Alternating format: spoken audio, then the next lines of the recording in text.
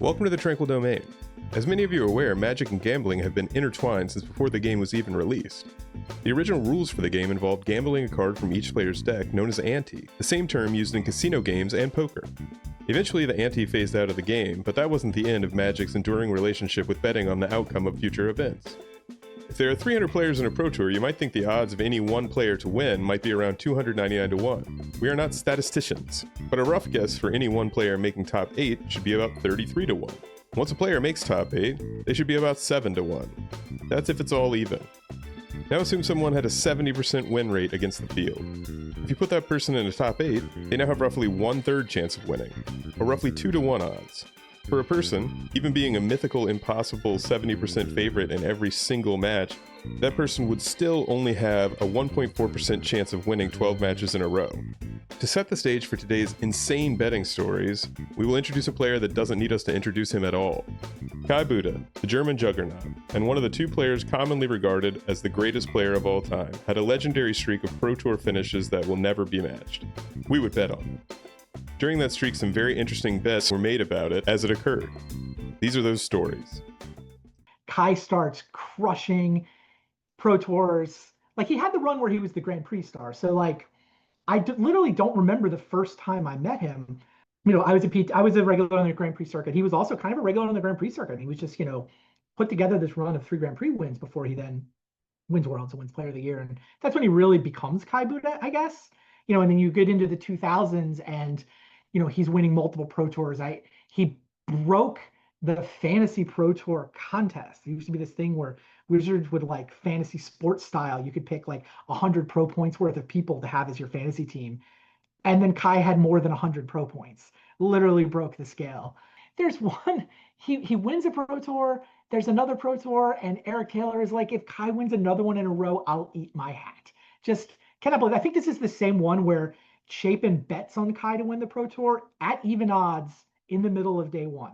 1-to-1 odds. This dude is going to win this Pro Tour. Even odds. We haven't even picked a top 8 yet. We're like 3 rounds from the top 8. Everybody's like, this is dumb. What are you doing, Pat? What a terrible bet. Chapin collected from the bet.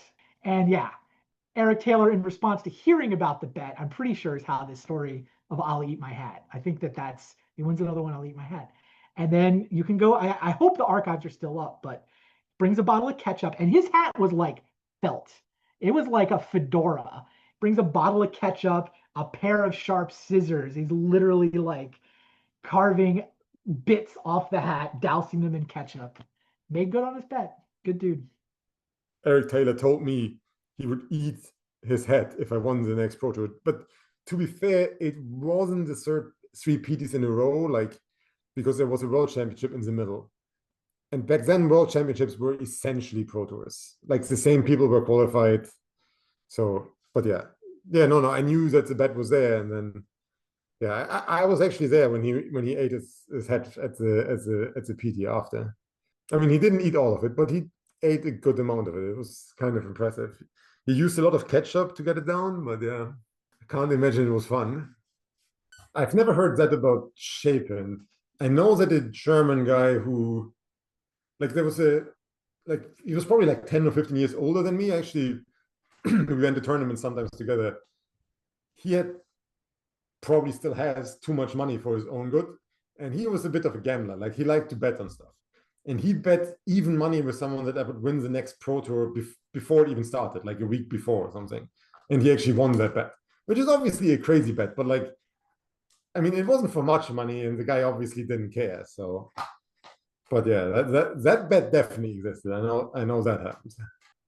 Like, I mean, I used to work for a sports betting company, and for a while we posted odds on Magic events, and like usually we regarded Owen Turtenwald as the best player, whatever it was, like 10 years ago or something, when he was just doing very well, and we usually gave him like 8-1 to top 8, and then you still have to win 3 matches in a row.